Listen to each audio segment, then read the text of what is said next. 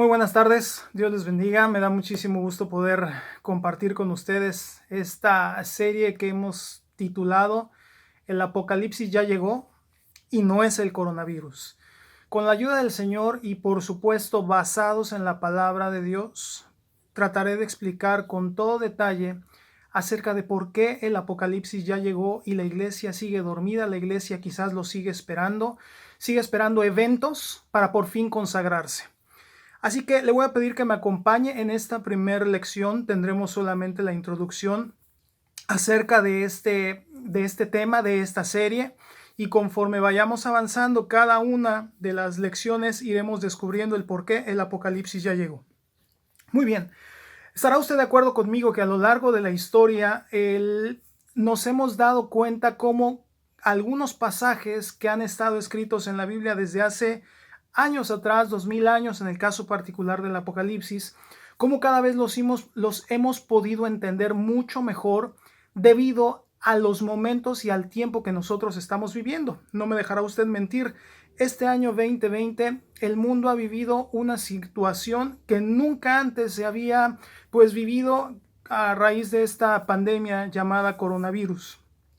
Entonces, ¿qué nos dice la palabra de Dios? ¿Por qué conforme vamos avanzando nos va dando más luz? Pasajes que quizás usted y yo habíamos leído por muchas veces, mucho tiempo atrás, pero ahora cobran una relevancia diferente. ¿Por qué? Por el tiempo que estamos en este momento viviendo, ¿ok? Y aquí mi pregunta empieza de la surge una primera pregunta. ¿Habrá algún punto de referencia que nosotros nos quede perfectamente claro que el Apocalipsis ha empezado? Y déjeme decirle, llevarle un poquito a la historia. Cuando Dios creó al mundo, Dios dio un punto exacto de referencia. ¿Qué nos dice la ciencia? ¿Qué nos dice la teoría de la evolución? Hace 2.453 millones.25 de años salió una célula y de esa célula se desarrolló la vida y conforme fue desarrollándose mutó a una especie diferente y por fin surgió el hombre. Pero hay alguien que dice, no, fíjate que esa fecha está incorrecta. Son 258.26,2 millones de años más. Es decir, ¿cuál es el punto al que quiero llegar? No es una fecha exacta. La Biblia dice, Génesis 1:1, en el principio Dios creó el tiempo, la materia y el espacio. Las condiciones necesarias para que la ecología, la fauna, la flora, las estaciones del año, los días de la semana, etcétera, etcétera, crearan el ambiente propicio y exacto para que la vida humana, como usted y yo la conocemos, comprobable desde hace 6,000 años, se pudiera dar. Voy a otro ejemplo. Cuando Dios formó a la nación de Israel, Dios dio un punto exacto, preciso, en dónde, cuándo y con quién se formó la nación de Israel. El día de ayer que estaba preparando este estudio, me llegó una pregunta misma que le hago a usted. ¿Quién fue el fundador de los mayas? ¿Quién fue el que originó la cultura de los orientales, de los chinos, de los germanos, de los fenicios, de los españoles? ¿Hay alguna referencia, algún punto específico de quién formó, quién fue el padre, quién fue el fundador de estas culturas? Déjeme decirle que la Biblia es bien clara con el tema del pueblo de Israel. Dios llamó a un hombre llamado Abraham de Ur de los Caldeos, que le dijo, sale tu tierra y de tu parentela porque tengo un propósito contigo. Y aunque Abraham tuvo hijos de sus concubinas de Agar y de Sétura, el propósito de Dios fue a través de su hijo Isaac, de su esposa Sara, para que la nación de Israel se pudiese formar. Es decir, Dios no deja lugar a dudas absolutamente de cuando su plan va a iniciar. ¿Por qué? Porque hay una referencia para usted y para mí, para que tengamos, insisto, un punto de referencia, un punto de partida, y de ahí pueda desarrollarse el plan de Dios. Voy con otro evento importante. la salida del pueblo de Israel de Egipto. Dios les dijo: este va a ser tu primer mes, el mes de Abib. En este mes saliste de la tierra de Egipto a la tierra que Jehová tu Dios prometió a tus padres, etcétera, etcétera. Y Dios dijo: el mes de Abib, y vas a celebrar la Pascua como recordatorio de que este es el inicio de tu libertad. Voy con Jesús. Jesús nació el tiempo, el momento, el lugar y la temporada que Dios diseñó exactamente para que el plan de redención de la humanidad se pudiese llevar a cabo. Aunque el nacimiento de Jesús estaba profetizado 750 años atrás aproximadamente con el profeta Isaías, Jesús nació en el tiempo y en el momento, y no hay lugar a dudas que un día Cristo nació, que un día Cristo vino a este mundo para iniciar, insisto, el plan de redención de la humanidad. Vamos con otro evento también. ¿Qué pasa, por ejemplo, con el renacimiento de Israel? 2000 años estuvieron exiliados, 2000 años estuvieron sin tierra, 2000 años estuvieron fuera. ¿Y qué pasó? Mayo 14 de 1948, el pueblo de Israel vuelve a ser formado como nación.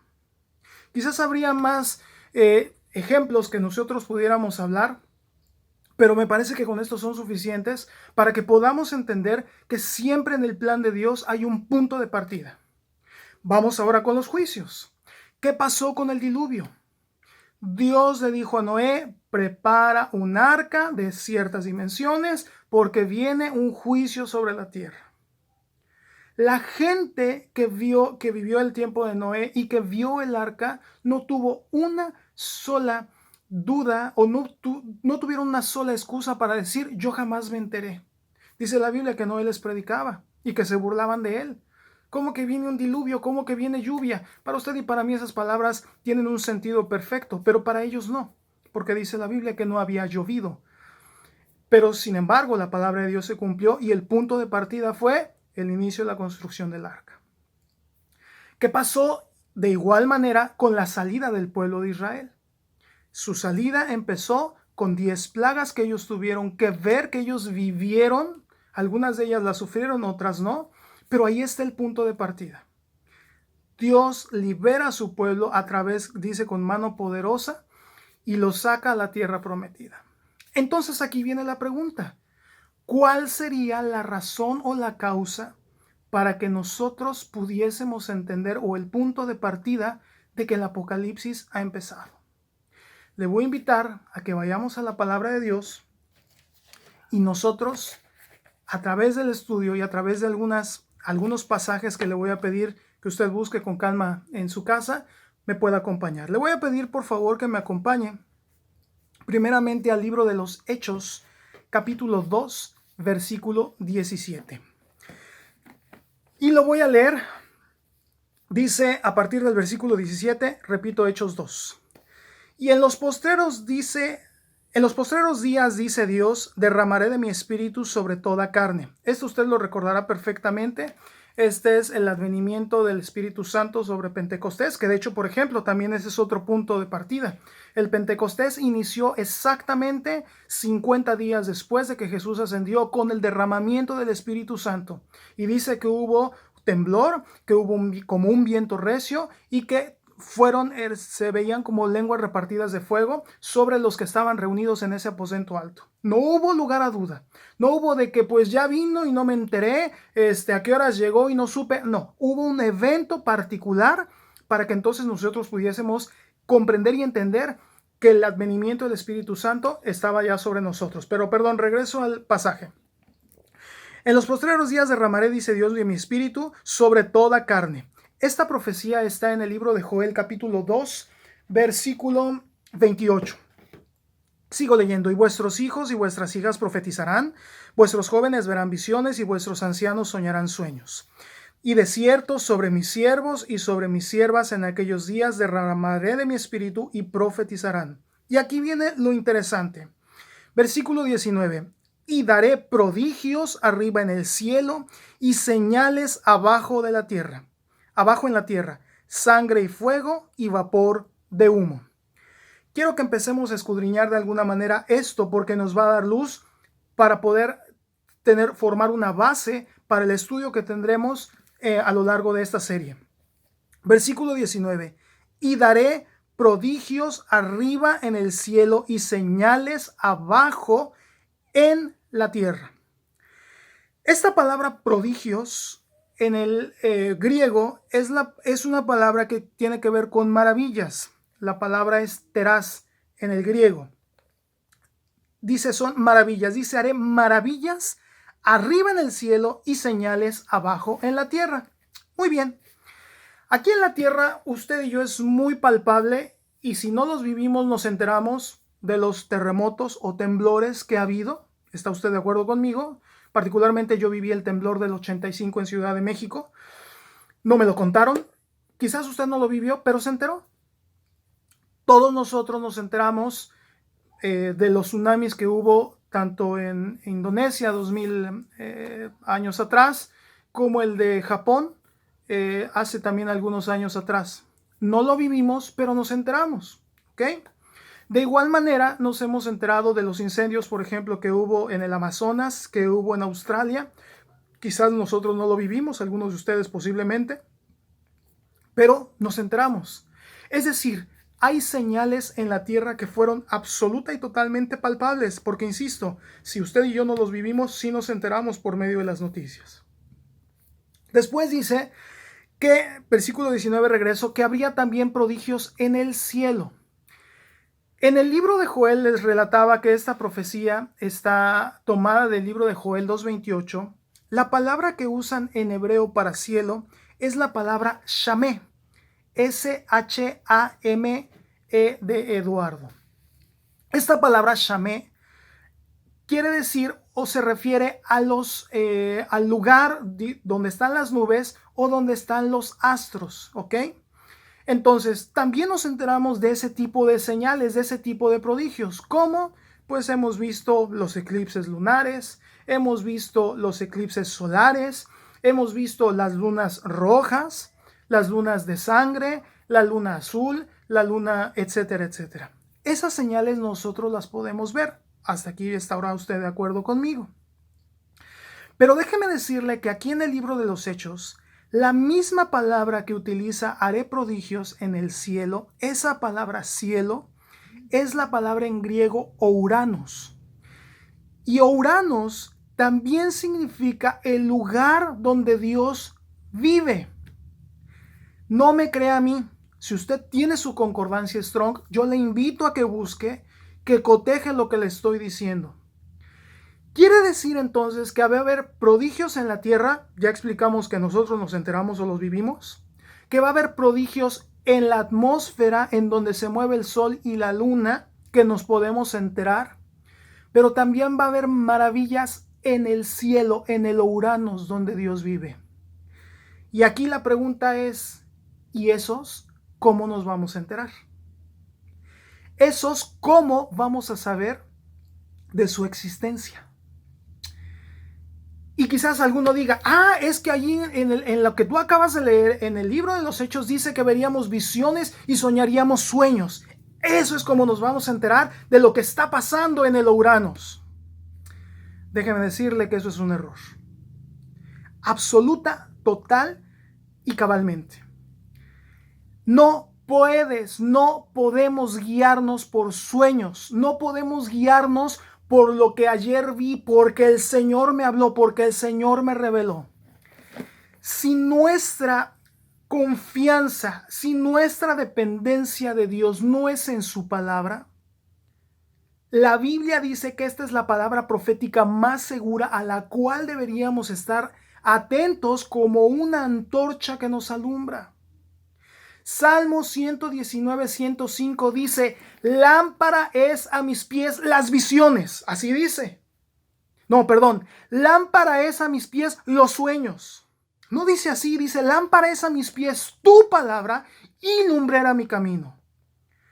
No podemos guiarnos, insisto, por sueños o por visiones. Lo único que nos puede guiar es la palabra de Dios.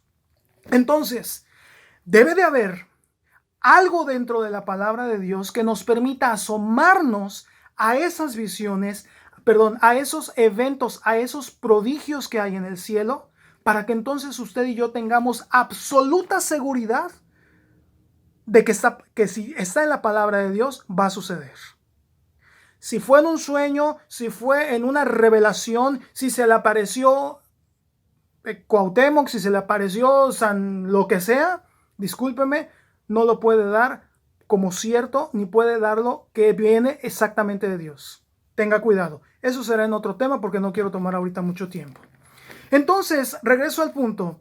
Debe de haber algún punto de partida y debe de haber algún evento que nos permita ver qué sucedió en el cielo en esos prodigios. Y le voy a pedir, por favor, que me acompañe al libro de Apocalipsis, el último libro que escribe el apóstol Juan, en el capítulo 5, y de ahí vamos a empezar a escarbar algunas enseñanzas y algunos detalles que nos van a permitir ver el punto de partida del juicio de Dios, insisto, del Apocalipsis. Nada más como breve preámbulo le voy a pedir que ahí en su casa, el capítulo 4 nos describe cómo Juan es llamado al tercer cielo, cómo Juan ve el trono de Dios rodeado por un arco iris, a su alrededor había 24 ancianos, había unas bestias, unos animales, los seres vivientes, ¿ok? Y después, y termina diciendo el versículo 11 del capítulo 4, Señor, digno eres de recibir la gloria y la honra y el poder, porque tú creaste todas las cosas y por tu voluntad existen y fueron creadas. Voy a empezar a leer el capítulo 5. Y vi en la mano derecha del que estaba sentado en el trono un libro escrito por dentro y por fuera, sellado con 7 sellos. Y vi a un ángel fuerte que pregonaba a gran voz: ¿quién es digno de abrir el libro y desatar sus sellos? Y ninguno, ni en el cielo, ni en la tierra, ni debajo de la tierra, podía abrir el libro ni aún mirarlo. Y lloraba yo mucho porque no se había hallado a ninguno digno de abrir el libro, ni de leerlo, ni de mirarlo. Y uno de los ancianos me dijo: no llores, he aquí que el león de la tribu de Judá, la raíz de David, ha vencido para abrir el libro y desatar sus 7 sellos. Y miré y vi que en medio del trono y de los 4 seres vivientes y en medio de los ancianos estaba de pie un cordero como inmolado, que tenía 7 cuernos y 7 ojos, los cuales son los 7 espíritus de Dios enviados por toda la tierra. Y vino, subraye por favor esa palabra vino. Y vino y tomó el libro de la mano derecha del que estaba sentado en el trono. Aquí voy a hacer una pausa. A ver, me está hablando de un cordero como inmolado, me está dando su descripción, que es el león de la tribu de Judá, la raíz de David, ha vencido para abrir el libro. Por supuesto, ¿a quién se refiere? A Jesús. Pero este versículo 7 dice: y vino y tomó el libro. En el libro de Primera de Pedro, la primera carta de Pedro, capítulo 3, 22, dice que Jesús está sentado a la diestra del Padre. Romanos 8:34 también dice que está sentado a la diestra del Padre. Al decir Juan y vino, es decir, nos está dando la indicación de que Jesús no estaba en ese momento sentado a la diestra del Padre. Al decir vino es que estaba lejos y se acercó para tomar el libro. Quiero que vayamos por favor despejando y haciéndonos estas preguntas que ahorita las vamos a resolver. Vino, dice, y cuando, regreso al versículo 8, dice: y cuando hubo tomado el libro, los 4 seres vivientes y los 24 ancianos se postraron delante del Cordero. Todos tenían arpas y copas de oro llenas de incienso, que son las oraciones de los santos. Versículo 9, y cantaban un nuevo cántico diciendo: digno eres de tomar el libro y de abrir sus sellos. La pregunta es, ¿este evento que usted y yo estamos leyendo, cuándo sucedió? ¿Habrá sucedido en la eternidad? ¿La semana pasada? ¿En el año 2000? ¿Cuándo sucedió esto? Quiero que sigamos leyendo. Hice una pausa a la mitad del versículo 9. Dice: porque fuiste inmolado y con tu sangre nos has redimido para Dios de todo linaje, lengua y pueblo y nación. Este evento que le estoy narrando en el libro del Apocalipsis, capítulo 5, esto sucedió cuando Jesús regresó de la tierra porque había hecho la obra de reconciliar al hombre con su Creador. ¿Cómo podemos armar un poquito más las piezas de este rompecabezas? En el libro de los Hechos, en el capítulo 1, usted recordará que después de que Jesús resucitó, estuvo un tiempo con sus discípulos y dice que ahí en el capítulo 1 de los Hechos los llevó al monte de los Olivos y dice que les dio las últimas instrucciones, pero quédense en Jerusalén hasta que haya venido el Espíritu Santo sobre ustedes y me seréis testigos, etcétera, etcétera, etcétera. Y dice que una nube le tomó y lo llevó al cielo. Se aparecen los ángeles y les dicen, este mismo Jesús que ustedes han visto irse al cielo, de la misma manera vendrá. ¿Qué sucedió en ese momento? Y yo le voy a pedir que me acompañe en lo siguiente. Usted habrá visto, quizás, si usted y yo hemos visto las películas de los grandes conquistadores de los tiempos antiguos. El rey Ciro de Persia, el rey Nabucodonosor, el rey David, héroes de la Biblia, Napoleón Bonaparte, Alejandro el Magno, los Césares romanos. ¿Qué pasaba cuando ellos tenían una salida para conquistar alguna guerra, para conquistar algún pueblo, alguna nación, extender su territorio, y cuando regresaban, cómo los recibían? ¿En qué momento los recibían? En el momento en que se daba la orden, el rey fulanito de tal o el emperador Napoleón o etcétera, nuestro comandante viene victorioso. ¿Qué hacía el pueblo? Era una celebración total por la victoria. Yo le pregunto, ¿usted cree que cuando Jesús regresó al cielo, llegó al cielo y le dijeron, aguántanos Jesús, espéranos tantito, al ratito te celebramos, al ratito hacemos la ceremonia de celebración, porque pues ahorita estamos un poquito ocupados? ¿Usted cree que habrá sido así? Le estoy demostrando con la palabra de Dios que en el momento en que Jesús regresó, porque usted observe cómo Juan lo describe, y era un cordero como inmolado. Esa palabra inmolado es una palabra que quiere decir herido o masacrado. Es decir, había todavía rasgos, había todavía elementos para que pudiésemos darnos cuenta que ese cordero había sido inmolado, había sido masacrado por tu pecado y por mi pecado. Entonces, Juan describe esto y le voy a pedir que me acompañe a seguir leyendo. Versículo 10. Y nos has hecho para nuestro Dios reyes y sacerdotes y reinaremos sobre la tierra. Y miré y oí la voz de muchos ángeles alrededor del trono y de los seres vivientes y de los ancianos, y su número era millones de millones, que decían a gran voz, el cordero que fue inmolado, una vez más, el cordero que fue inmolado es digno de tomar el poder, las riquezas, la sabiduría, la fortaleza, la honra, la gloria y la alabanza. Y a todo lo creado que está en el cielo y sobre la tierra y debajo de la tierra y en el mar y todas las cosas que en ellos hay, oí decir, al que está sentado en el trono y al cordero sea la alabanza, la honra, la gloria, el poder por los siglos de los siglos. Los 4 seres vivientes decían amén, y los 24 ancianos se postraron sobre sus rostros y adoraron al que vive por los siglos de los siglos. Este fue el recibimiento que Jesús tuvo cuando subió de la tierra a su Padre, y que por fin la obra de redención era una realidad para todo aquel que cree.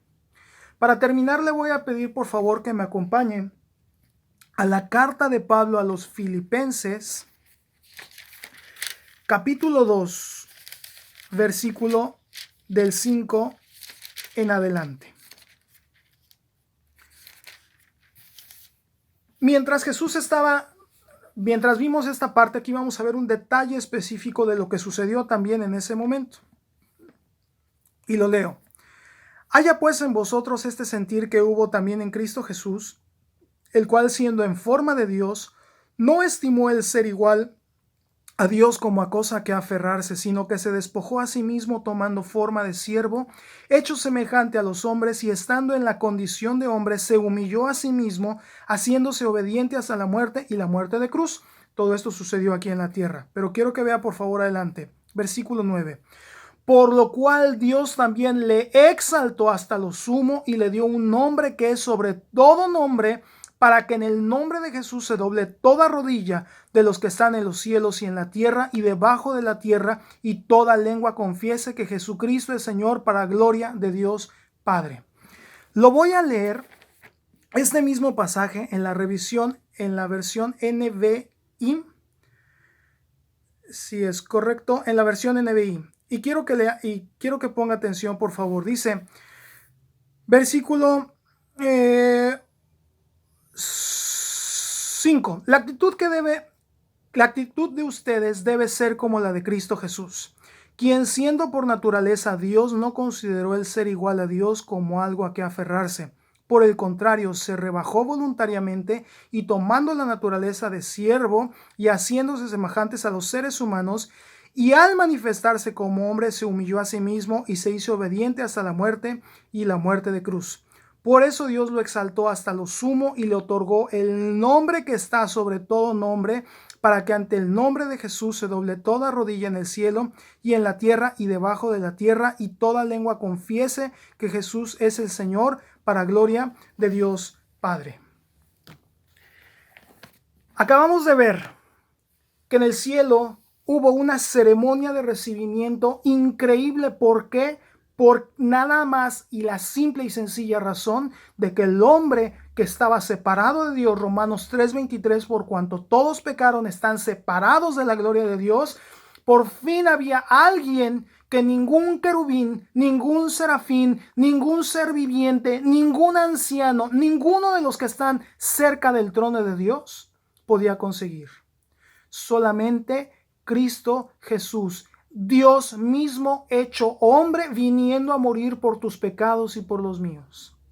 Y acabas de leer en Filipenses que Dios lo exaltó a lo sumo, es decir, lo puso en lo más, en el grado o en el rango más alto posible que puede tener un ser espiritual, un ser viviente, y dice que le dio un nombre sobre todo nombre, para que en el nombre de Jesús se doble toda rodilla. Amigo, aquí yo quiero hacerte una observación y quisiera que meditáramos en algo. Este Hijo de Dios, Jesucristo, que tiene este título, que fue recibido así en gloria, ¿tú crees que no es capaz de poder cuidar a tu familia? ¿Tú crees que no es capaz de cuidar tu vida en medio de esta pandemia que estamos viviendo? Si al nombre de Jesús se dobla toda rodilla de lo que está en el cielo y en la tierra, ¿tú crees que Él no puede cuidarte? Pero ¿qué ha pasado? Desgraciadamente lo hemos hecho a un lado. A Cristo lo vemos como el iluminado, como un gran profeta, como una persona que habló precioso. Pero dime, por favor, yo quiero que tú me digas, siendo bien honesto, ¿quién de todos los iluminados, de las personas que quizás tú sigues, de las personas de las que tú te alimentas, de tus líderes, de tu gallo, como decimos aquí en México, quién de ellos murió en la cruz del Calvario y te dio vida? ¿Quién de ellos extendió sus brazos en una cruz y te dijo, no importan tus pecados, solamente cree en mí? Dime por favor si Buda, dime si Zoroastro, dime si Napoleón, dime si Friedrich Nietzsche, dime si Darwin, dime si el que tú quieras, Lenin, el iluminado que tú me digas, ha podido hacer eso por ti. ¿Por qué razón entonces tú estás alimentándote y buscando el decreto? Y yo lo declaro, y yo soy, y el poder está en mí, y yo voy a salir adelante, y tengo que creer en mí. De acuerdo a este libro, de acuerdo a la palabra de Dios, dice la Biblia que si tu fe no está fundada en Dios, que si tú no estás creyendo en Dios, dice aquí, separados de mí, Jesús dijo, nada puedes hacer. ¿Y a qué me refiero? A que simple y sencillamente tú quizás estás viviendo tu vida, pero la estás viviendo lejos de Dios. La estás viviendo, como cantaba Elvis Presley, a tu manera. Como tú piensas, como tú crees, como te es más cómodo. Pero déjame decirte que hay un inicio, hay un punto de partida en donde el juicio de Dios viene sobre esta tierra. Y ya empezó. Te lo acabo de demostrar con la palabra de Dios. Quizás ustedes que han estado yendo a la iglesia y coqueteamos en la iglesia y pues sí, estamos un tiempo y solamente se ha vuelto una religión. Yo te invito a que este tiempo de cuarentena que estás encerrado en tu casa, en lugar de estar perdiendo el tiempo, escudriña la palabra de Dios. Métete a tiempos con Dios. Quizás esto lo tocaré con más detalle más adelante en los otros estudios. Pero déjeme decirle que este tiempo de cuarentena va a servir para dos cosas. O para que la iglesia se siga purificando. Me refiero a que la gente sigamos teniendo más tiempos íntimos con Dios, escudriñando su palabra. Pero también va a servir para que la gente que se ha convertido en una religión, ahorita está en el Facebook, perdiendo tiempo, en el WhatsApp, viendo películas, viendo Netflix, lejos de la palabra de Dios y enfriándose cada vez más. Y recuerda que hay una parábola de 10 vírgenes, 5 prudentes y 5 sensatas. ¿En cuál estás tú? ¿Estás en esas sensatas que están escudriñando la palabra de Dios, poniendo atención a la palabra de Dios, escuchando mensajes de Dios basados en su palabra? ¿O estás como las insensatas, que están escuchando mensajes basados en sueños, basados en imaginaciones, basados en yo creo, en el yo pienso, en el yo decreto? ¿Escuchaste cuántos decretaron que el coronavirus no iba a tocar X ciudad, X lugar? Y perdóname, esas son tonterías en base a la palabra de Dios. Son muy buenas intenciones, pero nada efectivas. Lo único que es efectivo es la sangre de Cristo. Tú y yo somos vulnerables y podríamos quizás morir contagiados por esta pandemia. Yo no lo sé, pero aquí hay algo interesante. Para nosotros, los que amamos a Dios, los que creemos en su palabra, dice la Biblia que el morir es ganancia, porque el vivir es Cristo. Así que yo te invito a que hagas un alto en tu vida y que en este momento tú puedas hacer un parteaguas. ¿De veras te vas a consagrar? ¿De veras vas a tomar en serio a Dios? ¿O vas a seguir entre dos caminos? Por un lado, sí, el otro día leía un comentario en Facebook de una persona que decía, un libro X decía, me da tanta paz como la Biblia. Es decir, estamos mezclando la astrología, estamos mezclando el humanismo con la palabra de Dios. Y pensamos que estamos haciendo un cóctel espiritual que nos va a beneficiar. Perdóname, pero tú leíste en Apocalipsis 5 que ninguno se había encontrado digno de abrir ese libro. Nadie, ningún papa, ninguna virgen, ningún santo. ¿Qué esperas para hacerlo el Señor y el Salvador de tu vida? ¿Qué esperas tú para entregar tu vida a Él y decirle, Señor, quiero hacer tu voluntad, no la mía, tu voluntad? Y yo te aseguro que Dios va a bendecir tu vida. Yo espero que esta primera lección haya movido algunas fibras en tu corazón.